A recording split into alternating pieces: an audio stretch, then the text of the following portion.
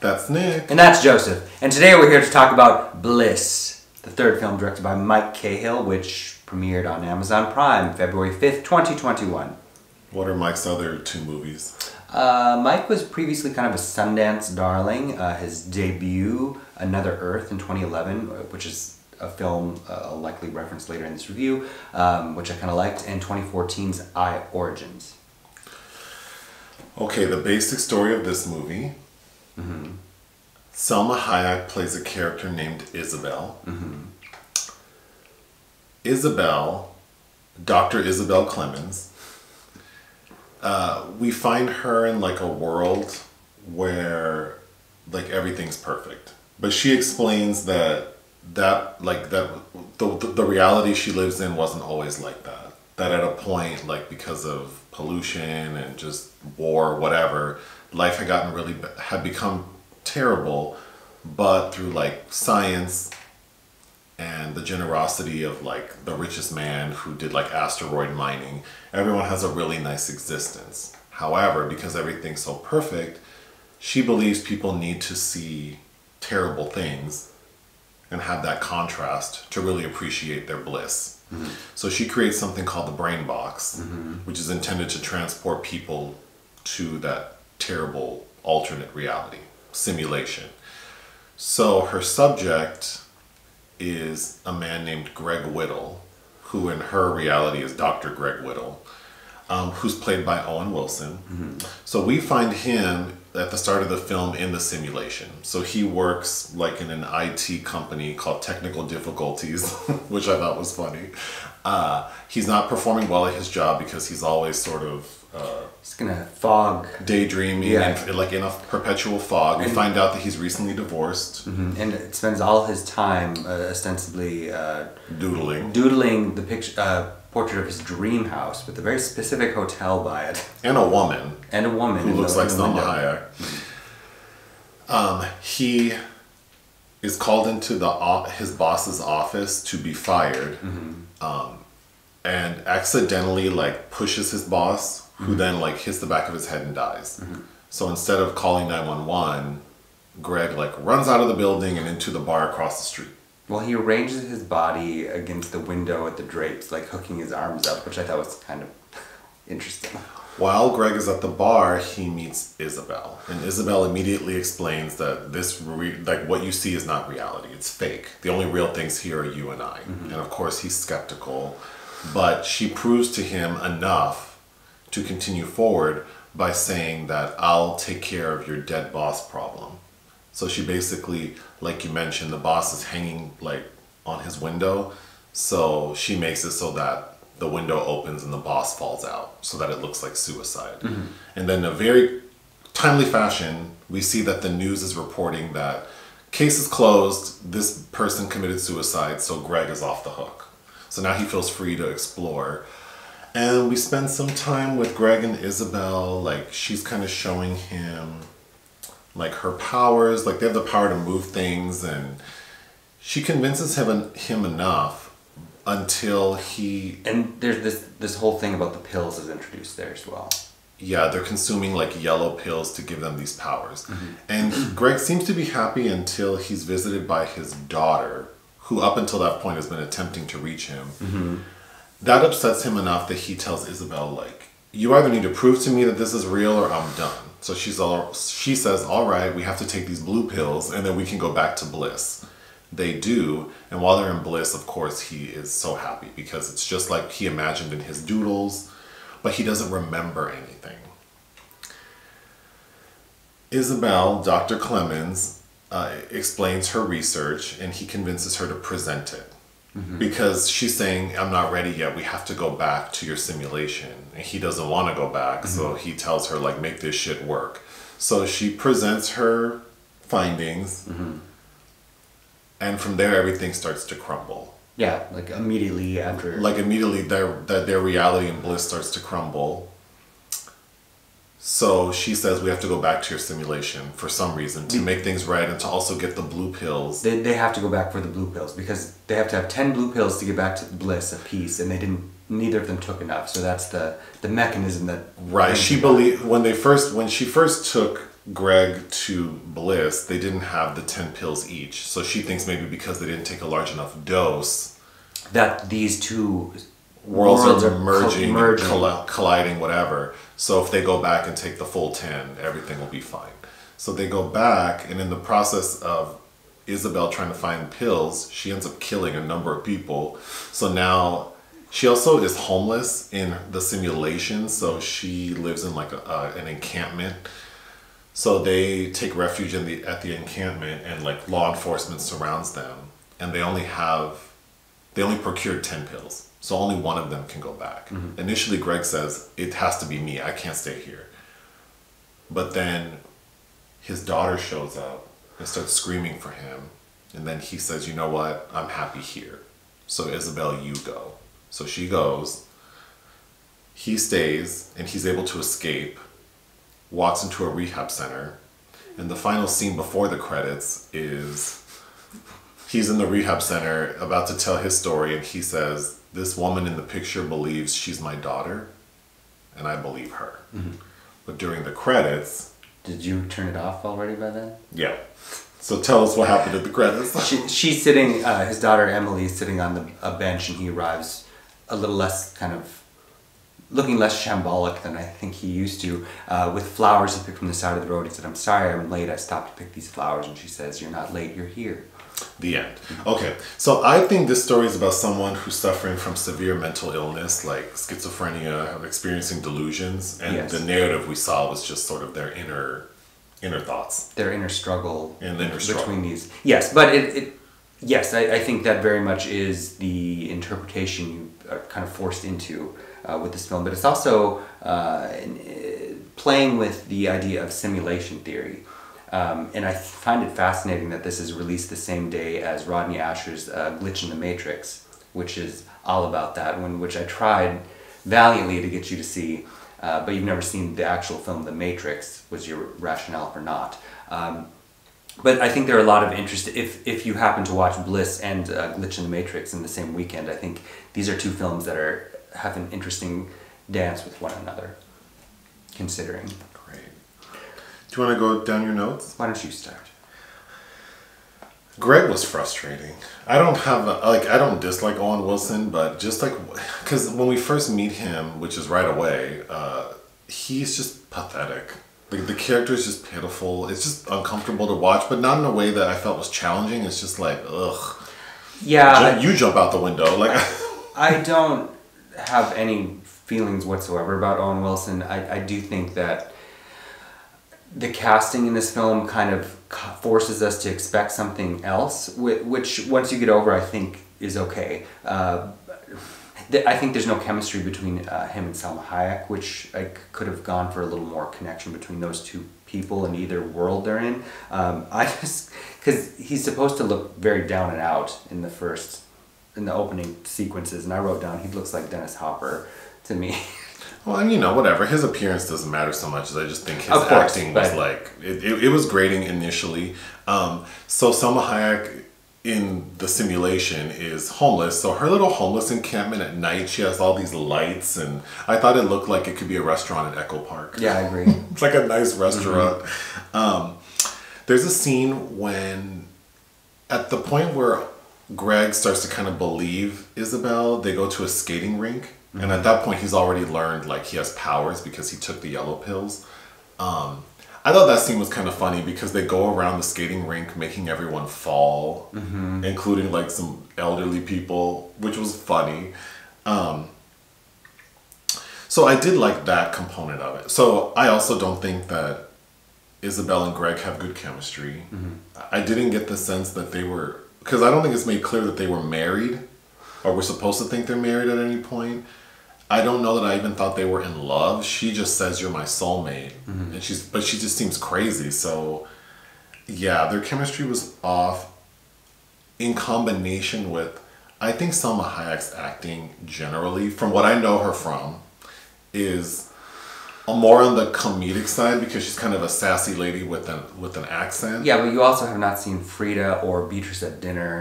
No, I haven't. I only know her from 30 Rock and the movie with Tiffany Haddish. Like a Boss. Well, that's Nobody's good in that movie. No. But I'm just saying, she delivered what I think I know of her in this film too. Like, kind of sassy, and also the way she plays this character, right away, I assumed that she wasn't what she said she was. Like, I didn't believe what she was saying because she just sounds kind of silly. Not her accent makes her sound silly. Like, the words she's saying don't make sense. She doesn't have a good rationale or explanation for anything. She's not written as a scientific persona.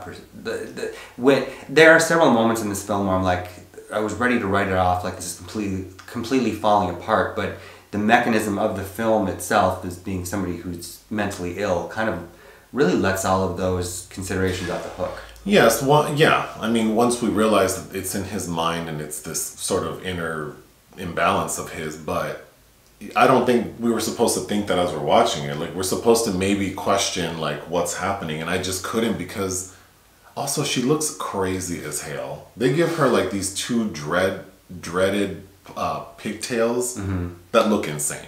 Yes. They look like they clipped on two rotted lobster tails on the side of her head. It was just distracting, and then the way she moves and dresses, and she has corpulous breasts, she sure does, yes. It's just a lot. Sure, I think the part where it falls apart for me is when she's presenting her research, and she's like, the proof is in the pudding, and here's my pudding. Oh, I'm about to get to that. So the skating rink scene, I think when it comes to the humor aspect, that's when it worked really well. Another thing I thought was really cool is in Bliss, Isabel explains to Greg that you invented something called the thought visualizer. And I actually thought that was really cool. It looked like a big iPad that would illustrate your words. And someone needs to invent that, because that seems really cool. Yeah. And then when she explains this, like, the science behind how, like, the world has changed. Yeah, robots do all the... Yeah, that was really fun to watch. Going back to the skating rink scene, I think is also where is a troubling scene to me.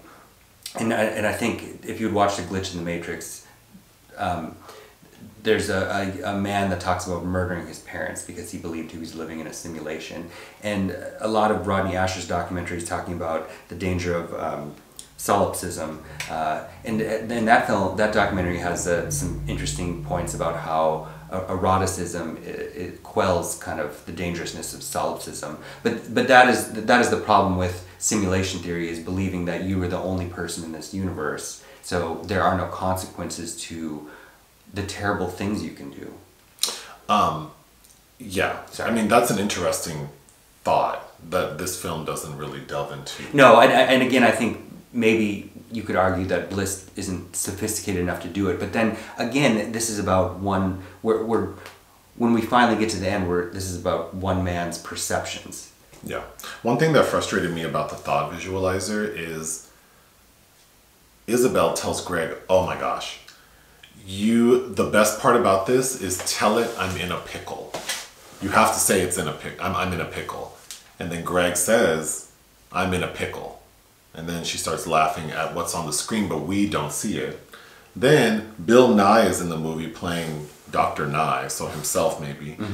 And he even approaches Greg saying, oh, I bought your thought visualizer. Man, that thing's great. Like, you ought to, tell it I'm in a pickle. But we never find out what that is. And I mean, I can make guesses as to what I think it is, but that kind of annoyed me. I wanted to see what I'm in a pickle was. But then if you think back to like dreams or nightmares you remember, and just the weird details that you never, and the thoughts and the actions that you need to complete. And I think that's what that feels like. Yeah. So it was effective. But I think the whole premise of the thought visualizer was very effective. Man, getting back to Isabel presenting her data and saying that the proof's in the pudding, so much of what happens,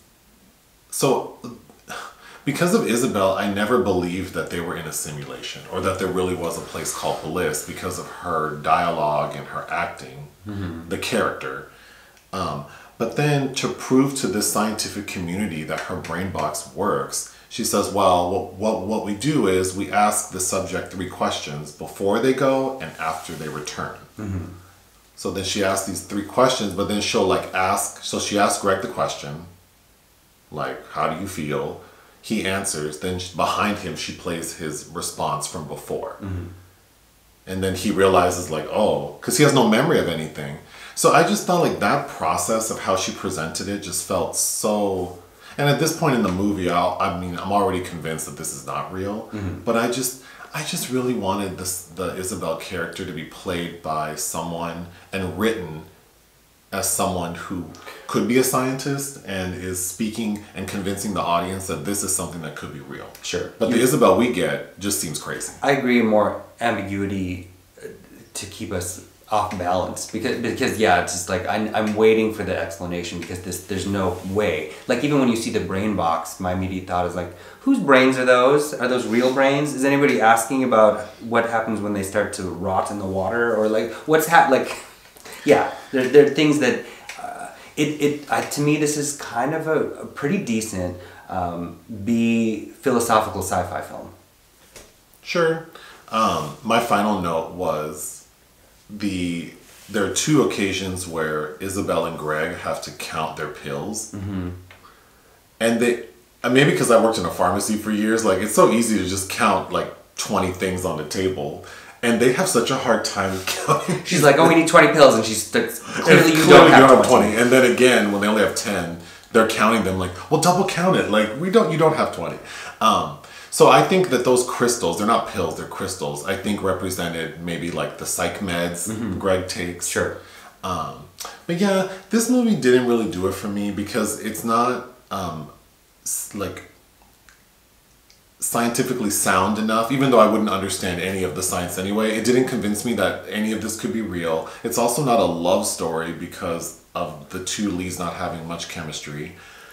The one thing that did work for me is this idea that Greg has a daughter. And we have a few scenes with the daughter attempting to interact with him. She was my favorite part. Yeah. Because she's only in a handful of scenes, but I got teary watching her. Because she's just so empathetic, and the actress Nesta Cooper, who has a supporting role in Edge of 17 among many other things, I thought was really fantastic and really nailed the essence of what this film is about. Yeah, I had mentioned that I think what would have been a better story is we focus on her, the daughter, and how she sees her dad, and then incorporate how her dad is seeing her in the world, which is this movie. So taking components of this film, but incorporating the daughter more. Because there's one point, maybe at the halfway point, where she tells her dad, it's at the point where he decides that he needs to be, Isabel needs to prove to him that Bliss is real. It's at that point that she tells her dad, like, there's gonna come a time when you need to choose the narrative in your mind. Yeah, you have to choose between both worlds. And, I hope you choose the world I'm in. But she says, very beautifully, what's best for you. Right. So that made it very clear to me that she's obviously dealing with a parent who's suffering from mental health illness. Yes, in which I think if you're a fan, there are elements of this that are kind of like Cameron Crowe's Vanilla Sky, which of course is a remake of a superior film, Abre Los Ojos, by Alejandro Amenabar. But I was also really reminded of a Terry Gilliam film called The Fisher King with Robin Williams, who's playing a homeless man that has suffered a severe trauma and is living in his own make-believe world. And that's nothing to do with simulation theory, that's about trauma. But it had elements of that I liked. If you haven't seen Mike Cahill's earlier films, but they all three of these kind of have that element of they're completely illogical and you kind of have to go with the flow. And I think where he succeeds is with an emotional component, as there are shades of here. Because Another Earth, his debut, is pretty good, even though it really makes no sense, a lot like this. It's this woman played by Britt Marling, who's, I think she killed somebody in a car accident or something, and she's been marred by that. But all of a sudden in the sky, there's another Earth, like a duplicate of Earth is moving close to ours in orbit, out of nowhere. And so all of these people are signing up or trying to get to go live on Earth 2 to start over from scratch, and she is trying to do that. And there are a lot of moving elements about guilt and starting over, and again, the human quotient is what's touching in that. And I Origins I didn't like as much because I thought he completely messed up on that. And so when you're paying such close attention to everything that doesn't work. It kind of mars it for you. And this I thought was a little bit in between. But there are really great points here, you know, when she says that it's amazing how easily humans get used to the spectacular, and that notion of how you can't know happiness without sadness and bliss without misery. Highlights and lowlights. Yeah, yes, see, exactly. Colors, all the colors of the wind. And it reminded me of this, and he died recently, so I wanted to bring him up, Kim Ki-duk, the South Korean auteur. He did a film called Time, I think in 2006, and it's about a woman, and a boyfriend-girlfriend, and their relationship has become stagnant, and she doesn't know what to do, so she disappears, has plastic surgery, reconfigures her face, and comes back to re-experience that feeling of first love with him. With him? Mm-hmm. Oh, I would have moved on. Because she's in love with him, but he's kind of moved on. He's grown bored with her, from what I remember. But again, just, you know, fascinating concepts about how we perceive and how we allow ourselves to become bored and numb to the world around us. And I think simulation theory is a really interesting entry point into this. So I came away liking this more than not. And I didn't mind the look of it too. Markus Förderer shot it, who did Eye Origins and the Independence Day reboot. What would you give this film? I'd give it 3 out of 5. I would give it 2.5 out of 5. Anything else? No. Bye. Bye.